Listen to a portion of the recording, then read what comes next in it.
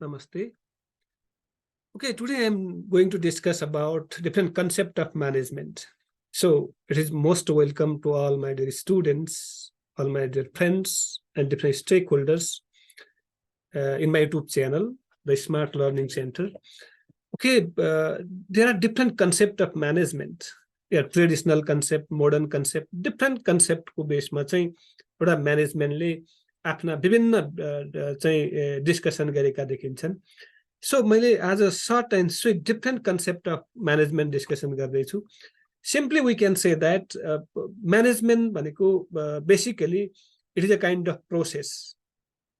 के को प्रोसेस हो भने the objective must be preset. त्यो अब्जेक्टिभ फुलफिल गर्नको लागि विभिन्न रिसोर्सेसहरूलाई म्याक्सिमम युटिलाइज गर्दै इफिसियन्ट एन्ड इफेक्टिभ वेमा कुनै कुरो चाहिँ हामीले अचिभ गर्छौँ भने that is we call management.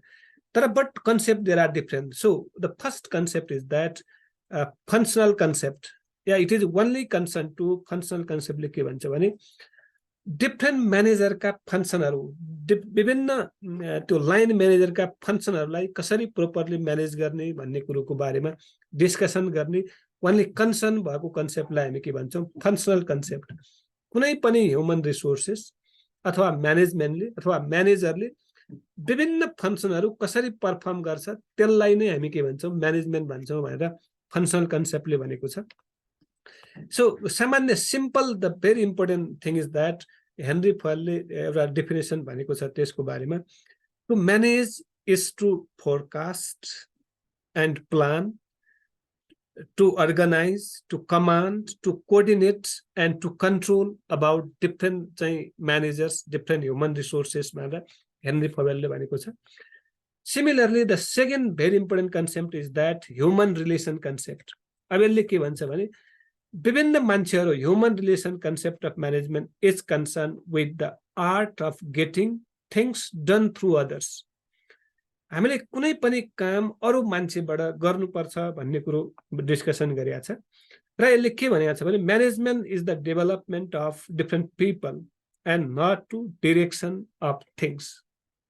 भनेको कसरी हामीले बढी भन्दा बढी ह्युमन रिसोर्सेसलाई ट्रेनिङ दिने, डेभलप गर्ने र उनीहरुकोबाटै हामीले चाहिँ कुनै पनि कुरो लिन सक्नुपर्छ भन्ने कुरो चाहिँ त्यो ह्युमन रिलेसन कन्सेप्टले भनेको छ.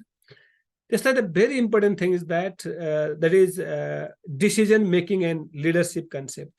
या इन प्रेजेन्ट कन्टेक्स्ट किनकि टाइमको बेसिसमा विभिन्न कन्सेप्टहरु डेभलप भएछन् र decision making and leadership concept is totally based on decision and how to lead different types of resources, different types of human activities, different types of human रिसोर्सेसलाई कसरी हामीले लिड गर्ने र हाम्रो प्री डिटरमाइन्ड गोल के हो त्यसको बेसिसमा हामीले चाहिँ डिसिजन मेकिङ गर्नुपर्छ भन्ने कुरो यसले मेन्सन गरेको छ.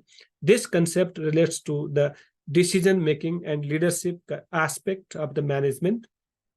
According to this concept, management is the art and science of decision making, art and science of decision making and leadership perspective or leadership process.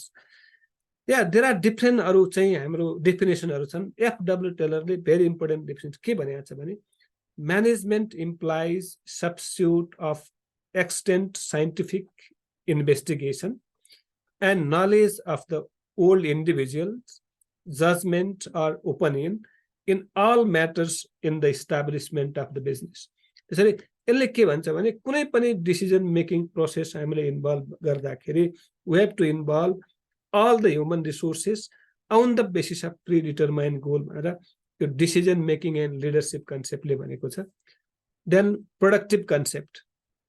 यसले के भन्छ भने only production concept of management emphasizes upon increasing of productivity of an organization. How to increase production, how to increase productivity, only focus input basis लाई हामीले maximum utilize गर्दै हाम्रो productivity, हाम्रो output mechanism कसरी हाउ टु म्याक्सिमाइज भन्ने कुरो यसले प्रोडक्सनमा मात्रै फोकस गर्छ. ह्युमन रिलेसनमा फोकस गर्दैन, फंक्सनको अफ डिफरेन्ट म्यानेजरको फोकस गर्दैन. How to increase the productivity of business enterprises. According to this concept, management is considered concern only how to increase productivity of an enterprises.